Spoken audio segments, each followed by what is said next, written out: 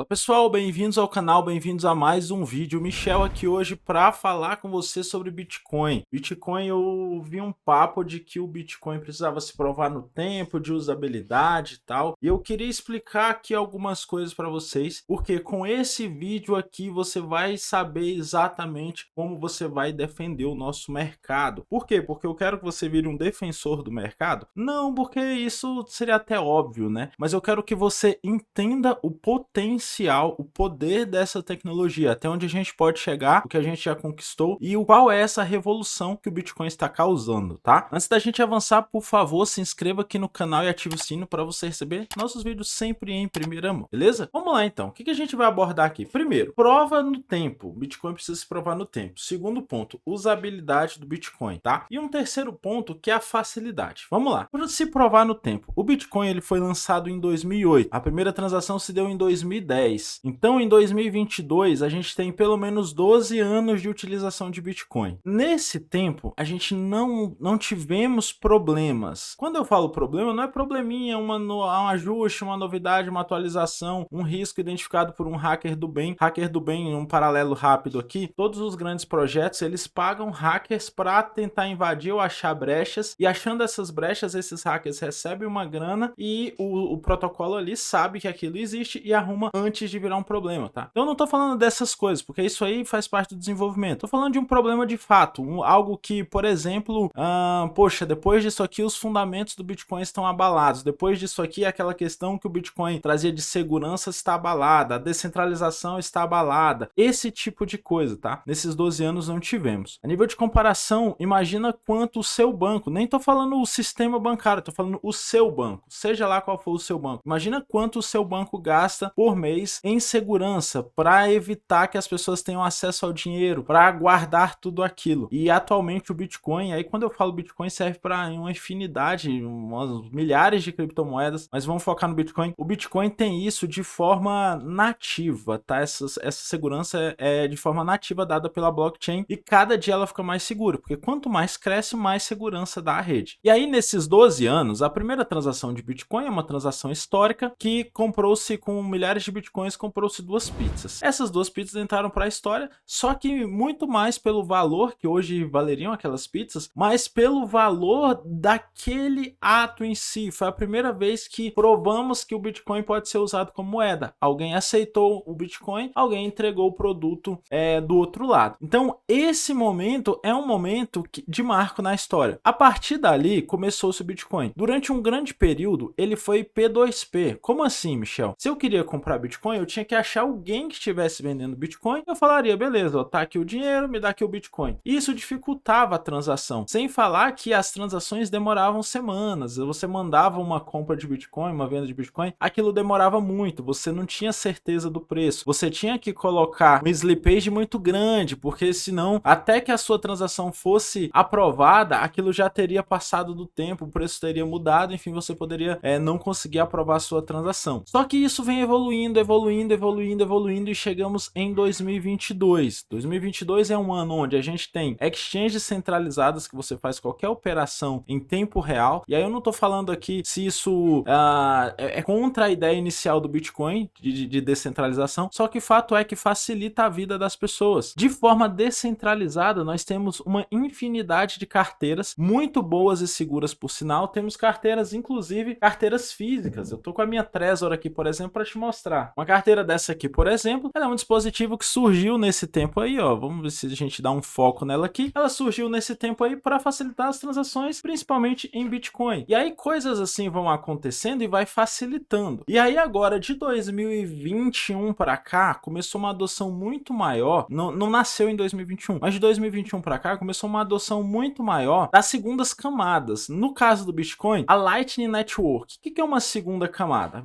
Pensa assim, existe a rede do Bitcoin. Eu crio uma rede paralela, como se fosse uma intranet. Nessa intranet eu trago, sei lá, uma centena de Bitcoins para essa intranet. E aí nessa intranet eu faço as transações, valido ela do jeito que eu quero aqui. Do jeito eu vou criar uma forma de validar muito rápida. E aí de tempo em tempo eu junto uma quantidade de transações, eu posso ser transação por transação, não importa. Mas o normal é que se junte uma quantidade de transações e valido essas transações na rede principal que é do Bitcoin. Isso dá a segurança que a rede precisa. Beleza. Através da Lightning, a gente teve o primeiro país, que foi El Salvador, a adotar Bitcoin como moeda oficial. E a gente já tem vários países na África que utilizam do Bitcoin para fugir das suas moedas, que são altamente inflacionárias. Lembrando que o Bitcoin não é uma moeda inflacionária, ele tende a se valorizar no tempo conforme a adoção aumenta. E aí, dando esse aspecto geral, a gente tem 12 anos de Bitcoin, pelo menos 12 anos de Bitcoin, porque a gente pode falar em 14 anos desde quando ele surgiu de fato. A gente tem 14 anos de Bitcoin, mais do que provados no tempo. Tem uma coisa que é se provar no tempo e tem uma outra coisa que é a usabilidade. E aí, as pessoas confundem essas coisas. Se provar no tempo, ele mostra que nesses 14 anos ele não teve problemas. Muito provavelmente, voltando lá, o seu banco teve problemas nesses 14 anos e o Bitcoin não teve problema. O Bitcoin está tendo uma adoção mundial e não está tendo problemas. Muito pelo contrário, está cada vez melhor. No momento da gravação desse vídeo, a gente está bem recente na criação da Taproot, que vai permitir contratos inteligentes dentro do Bitcoin. Então, cara, o negócio só cresce, só fica melhor. Uma comunidade mundial fortíssima. E aí tem uma outra questão que é a usabilidade. Aí sim a gente pode falar que a usabilidade do Bitcoin ainda está muito baixa. Mas isso é a melhor oportunidade de todas para nós que estamos assistindo esse vídeo aqui na data de gravação, muito perto da data de gravação. Quanto antes você assistir um vídeo como esse, melhor para você entender que a usabilidade é o que vai encher o seu bolso. Como assim, Michel? O Bitcoin tem um número limitado, 21 milhões de Bitcoins. Número limitado de satoshis ali dentro, que são as frações e tal. Quanto mais aumenta as pessoas que utilizam ele, mais aumenta o valor. Se hoje a usabilidade ainda está baixa, como é que eu sei que ainda está baixa? Pega na tua família. Quantas pessoas usam Bitcoin? Você, talvez você e mais uma pessoa. Na minha família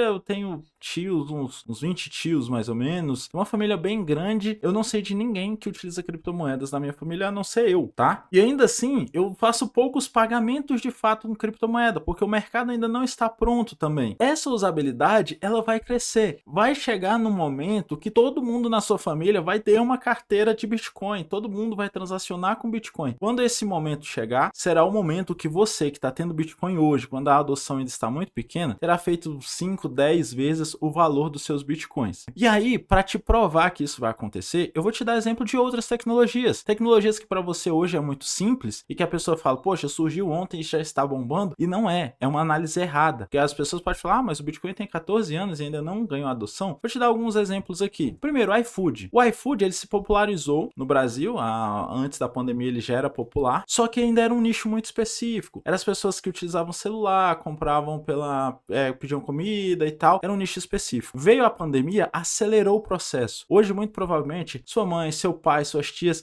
pessoas independentes de idade, independente de qualquer coisa, já pedem comida pelo iFood. O iFood triplicou nessa pandemia. Por que isso? Porque aumentou a adoção do iFood. Só que a tecnologia do iFood é de agora? Não. A minha mãe pede comida pelo telefone tem 20 anos. Ah, mas é outra coisa. Não, é pedir comida. O pedir comida veio se atualizando com o tempo. Quer outro exemplo? YouTube. O YouTube que você está me assistindo aqui. Há 13 anos atrás, quando o Whindersson entrou no YouTube, eu não estava no YouTube. Eu não estava aqui. O Whindersson chegou aqui, por exemplo, eu estou citando o Whindersson porque ele é um maior YouTube do Brasil. Ele chegou aqui e tinha pouquíssima gente. Provavelmente ele falava para um nicho muito específico. Hoje a minha avó conhece o Whindersson. Muita gente utiliza o YouTube, muita gente assiste o YouTube. Meu pai, por exemplo, ele tem 66 anos. Meu pai hoje, muitas vezes à noite, ao invés de estar assistindo o Jornal Nacional como ele assistia, ele está sentado no sofá assistindo um vídeo que ele quer no YouTube. Só que a tecnologia do YouTube é de agora? Não. A tecnologia do YouTube tem 20 anos. É só que em todo esse período, ele veio melhorando, a tecnologia já estava pronta para receber muita gente. Só que ele veio se aperfeiçoando porque eles sabiam que em algum momento a adoção viria. A gente está vendo no momento da gravação desse vídeo a guerra Ucrânia e Rússia. Essa guerra acelerou a adoção de Bitcoin lá na Ucrânia. Você acha que lá na Ucrânia as pessoas precisando fugir do país, levar seu dinheiro, utilizaram obviamente criptomoedas, tanto é que o próprio país está recebendo doação em Bitcoin. Aí você pensa assim, qual foi a curva de aprendizado, a curva de adoção do Bitcoin e das criptomoedas nesse período de guerra? Infelizmente, obviamente, a gente não quer uma guerra para que essa adoção venha, mas é só um exemplo da adoção. Disparou a adoção na Rússia e na Ucrânia. Por quê? Para fugir do governo, para fugir do país e levar suas divisas. Vamos dar um passo atrás, vamos na Segunda Guerra Mundial, 1945. Você acha que lá em 45 já foi o fim da guerra? Você acha que lá em 44, quando os judeus são povos muito ricos. Historicamente, os judeus são extremamente ricos. Por quê? Porque os judeus foram os primeiros banqueiros da história. Você acha que lá atrás, os judeus judeus, eles tiveram a oportunidade de levar os seus dinheiros? Imagina quantos judeus fugiram da guerra, fugiram da perseguição e não conseguiram levar o seu dinheiro, simplesmente porque não dava, o dinheiro era físico, o dinheiro era papel, o dinheiro era ouro. Como é que você enche 3, 4 malas de dinheiro e foge na guerra? Se você é pego, se você é assaltado, se qualquer coisa acontece, as pessoas já sabem que eles estão fugindo com malas de dinheiro. Imagina se naquela época eles tivessem uma Trezor, como eu acabei de mostrar aqui para vocês. Imagina se lá na época eles tivessem isso aqui, que eles poderiam colocar infinitos bitcoins, infinitos dólares, infinitos qualquer coisa aqui dentro e fugir. Então, essa adoção, ela é inevitável. Inevitável. É só questão de tempo. Quanto mais o tempo passa, mais a adoção do Bitcoin cresce. Infelizmente, o motivo agora foi a guerra, mas outros motivos surgirão e estão surgindo, como por exemplo, a inflação altíssima que está começando no mundo. Inflação no Brasil, inflação nos Estados Unidos, inflação na Europa inteira, e as pessoas vão procurar onde podem colocar o dinheiro e sem ter essa inflação. Então essa adoção é questão de tempo. Quanto antes você entrar, quanto antes você acumular suas criptos, antes você vai juntar uma maior quantidade de criptomoedas que valerão muito dinheiro no futuro. Perfeito? Comenta aqui embaixo o que você acha disso, complementa esse vídeo aqui. Eu gosto muito de ouvir opiniões diferentes são valiosíssimas e isso agrega muito no conhecimento da nossa comunidade aqui. Beleza? Tamo junto, um abraço.